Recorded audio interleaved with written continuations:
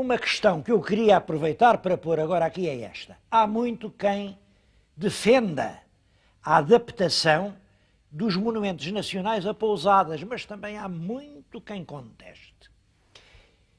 Eu estive aqui exatamente neste Castelo do Alvito, há cerca de 10 anos. E saí com esta ideia.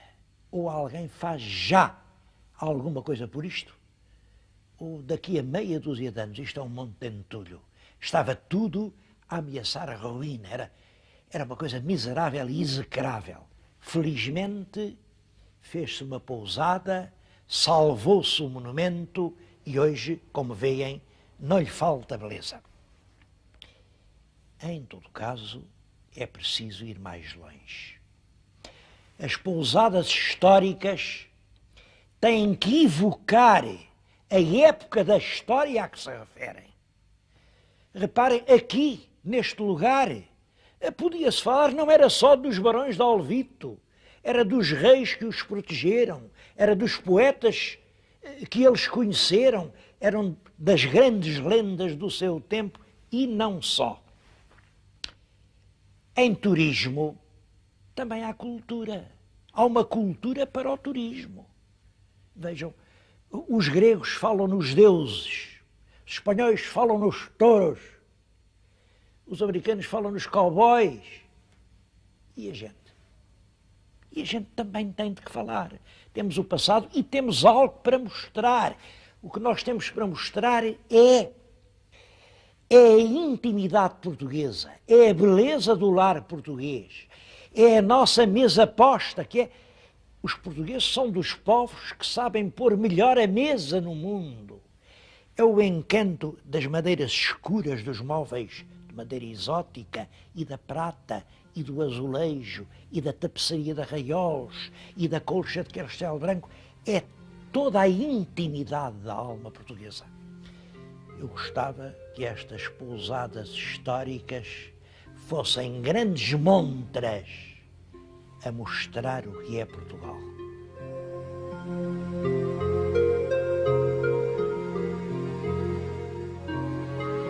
Esquecem que eu não vou contar a história de Lisboa. Esta cidade que está na vossa frente tem já mais de 2000 anos. E milagres ninguém os faz. Eu não sou capaz de contar 2000 anos de história em 20 minutos. Mas vou tentar marcar as etapas mais importantes da vida da cidade.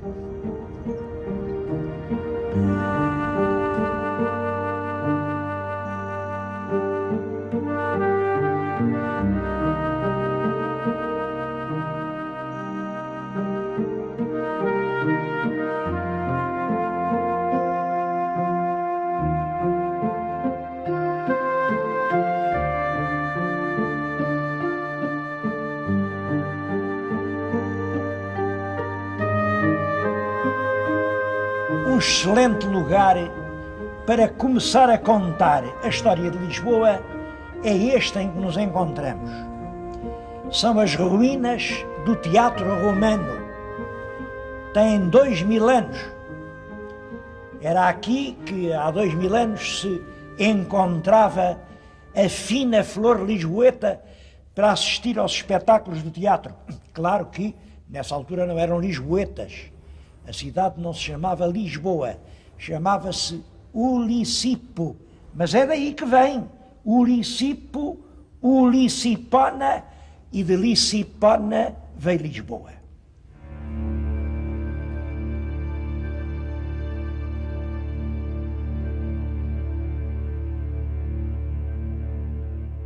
Sobre a origem do nome Ulicipo, tudo quanto se tem dito são fantasias e a única coisa certa é esta. Não sabemos. Não sabemos. É quase certo que quando os romanos aqui chegaram, isto já se chamava Ulicipo e já era povoado. Eu tenho aqui uma planta da Lisboa atual. Veem aqui o Castelo de São Jorge. Este é o Teatro Romano, onde nos encontramos neste momento. Ora bem, A topografia do local da época romana é diferente. Esta é uma das diferenças. O mar penetrava profundamente, este Vale da Baixa era um lençol aquático, isto eram duas linhas de água, esta corresponde à atual Almirante Reis, aquela atual Avenida da Liberdade, e era nesta região, com a defesa natural do rio, por este lado e por este, que se instalou uma povoação neolítica, onde depois os romanos se vieram a localizar. Não julguem que a cidade romana seria muito importante. Eu penso que a melhor indicação que há é a da cerca moura. A cerca moura queria dizer muito antiga, o tempo dos mouros, a cova da Moura. Moura só queria dizer isto, muito antigo. Ora bem, há uma muralha, a mais antiga muralha de Lisboa, que é a cerca moura, e cujo traçado é mais ou menos este. Este é o traçado da cerca moura de Lisboa. Foi com grande probabilidade construída no período das invasões bárbaras, portanto já na época tardo-romana, e indica-nos com alguma aproximação as dimensões da velha cidade do Licipo.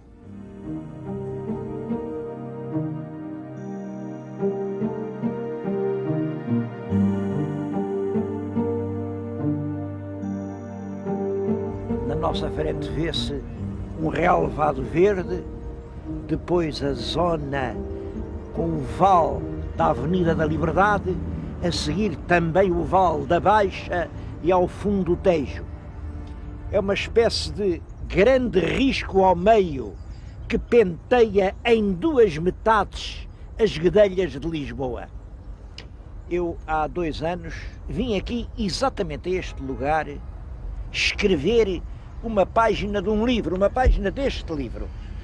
É um livro de que gosto muito, mas que desapareceu completamente. Eu não consigo encontrar em parte alguma, nem sequer em bibliotecas, um exemplar. Isto até agora para mim é inexplicável. Mas o que eu escrevi no livro foi exatamente o seguinte: a Lisboa oriental é a primogénita, olha para Montante, volta-se para Santarém, tem saudades da Lesíria, cheira a celeiro, a feno nas eiras, a tulhas da azeitona. Quando o sol nasce, recebe-o logo na testa.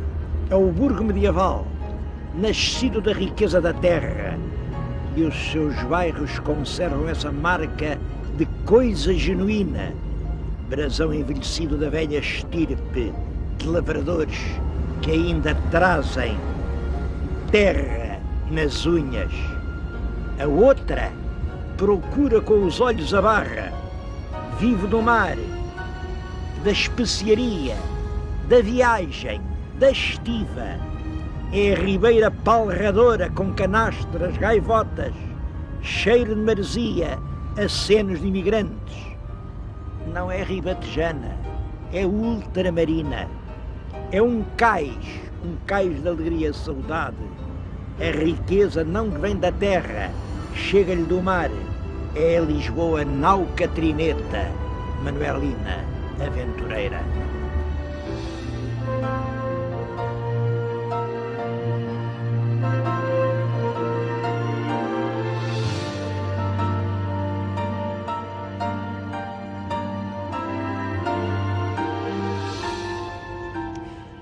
Naturalmente, as pessoas são levadas a pensar que a cidade voltou os olhos para a Barra na altura dos descobrimentos. E nunca ninguém o disse, porque essas coisas não têm sido estudadas, e é bom que não diga, porque isso é o que parece, mas não foi assim. Penso que o momento em que Lisboa procura o mar é precisamente o da conquista, é 1147, é quando Dom Afonso Henriques conquista Lisboa aos mouros. Como sabem, a conquista de Lisboa é feita no conjunto da Segunda Cruzada. É uma escoada de cruzados que passa aqui, conquista Lisboa, como a seguir vai conquistar a Almeria, como a seguir vai conquistar Tarragona, porque o objetivo das cruzadas é precisamente esse: abrir o Mediterrâneo à navegação ocidental. De facto, é a partir de Dom Afonso Henriques que nós vemos rapidamente Lisboa tomar caminho em direção ao mar.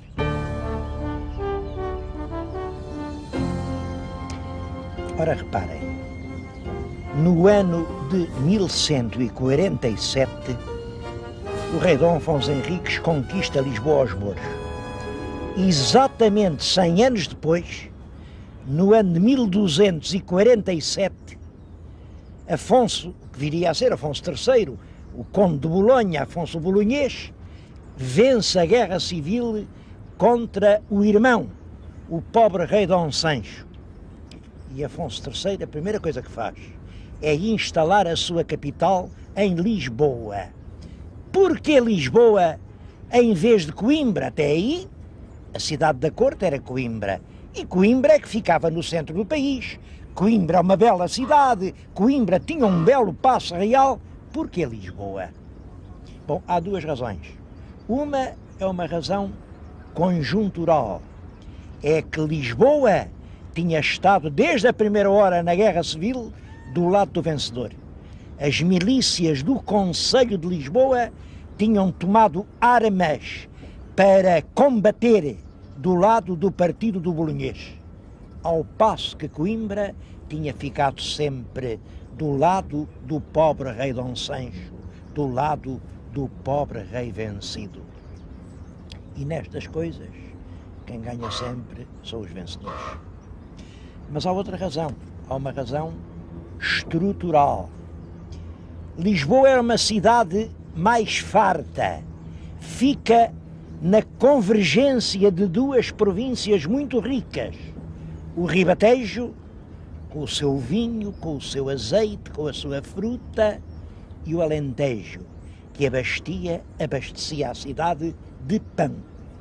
E em ambos os casos, as estradas estavam feitas. Era o Rio Tejo.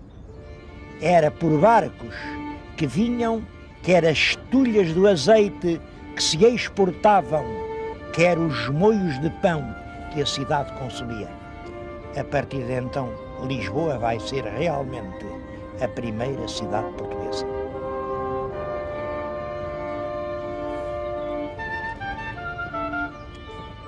A seguir a Dom Afonso III veio o filho, Dom Dinis.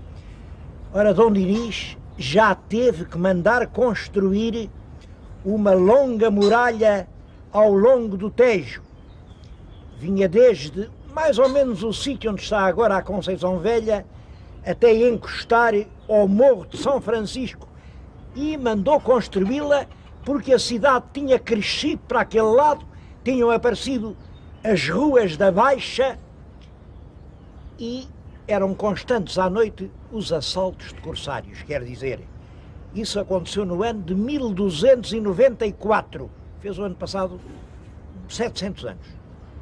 A cidade começava a voltar o semblante para o mar e apareciam os bairros da Lisboa do lado ocidental.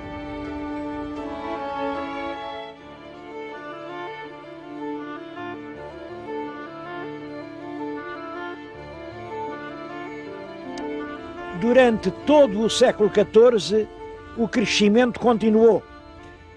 O rei Dom Fernando foi obrigado a mandar cercar a cidade por uma muralha nova, é a cerca fernandina. Ainda hoje há uns bocados de muralha. Este que estão a ver é um dos mais bem conservados. Fica aqui, nos terrenos de uma escola secundária, da Escola Gil Vicente.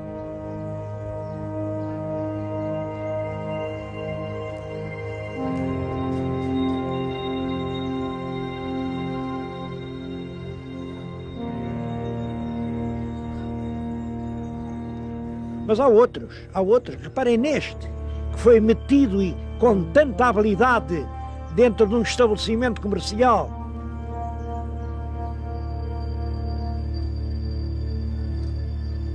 Ou outro aqui perto, que desce à mão esquerda da Rua do Alecrim e que está tão maltratado. Tudo isso são sinais do rápido crescimento de Lisboa.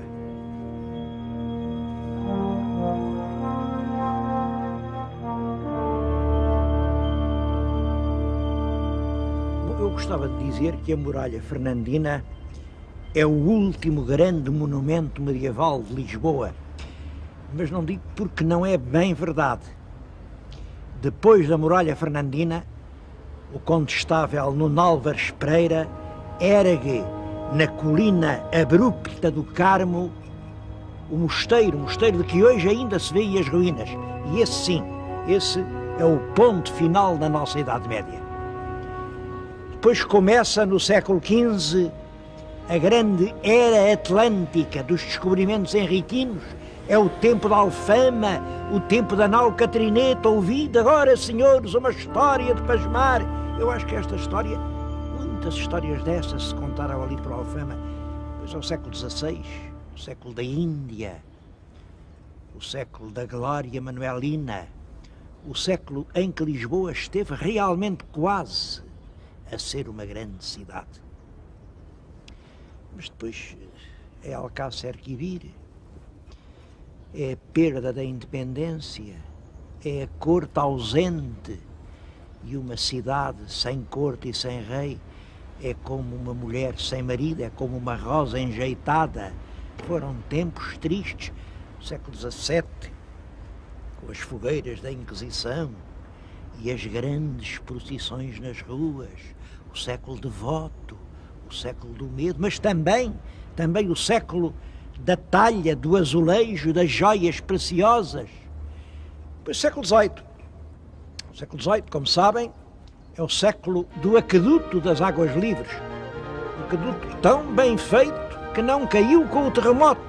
Ou o terremoto não foi assim tão grande como se diz, porque o aqueduto, vocês veem, ele está lá e está de pé.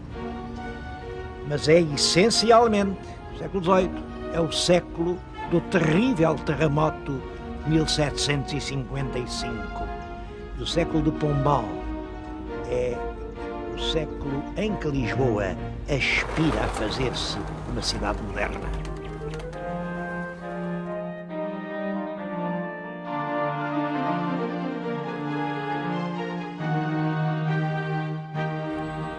Mas a Revolução, que iria modificar de vez o semblante de Lisboa, não foi nem a Revolução Liberal, nem a Revolução de Setembro, nem a Maria da Fonte, nem o 5 de Outubro. Foi uma revolução muito mais profunda e importante. A Revolução do Comboio. Comboio, no princípio do século, canaliza para Lisboa muita população, muita riqueza. O que está na nossa frente é a Estação do Rossio. Está lá escrito Estação Central. Reparem a ideia que houve de dar àquela fachada um aspecto histórico. Eles diziam que era manuelino. É claro, havia quem não gostasse. Aquelas duas portas, assim com o ar mourisco, que tem o aspecto de duas patadas, de duas ferraduras, dizia-se que era a assinatura do arquiteto. Bom, mas há sempre quem não goste. De qualquer maneira, é dos mais emblemáticos monumentos de Lisboa, porque foi o comboio quem transformou Lisboa.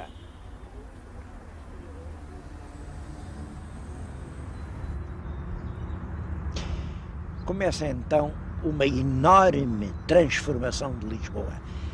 Não só da cidade, mas sobretudo da maneira de viver. Notem estes números.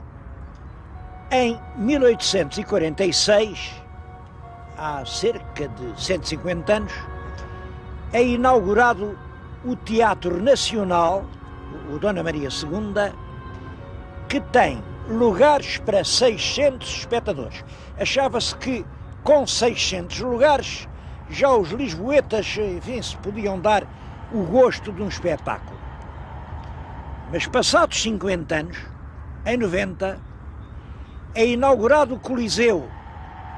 Tem já 10 vezes mais ou mais. Tem cerca de 7.000 lugares. Isto é, em 1890. Passam mais 50 anos.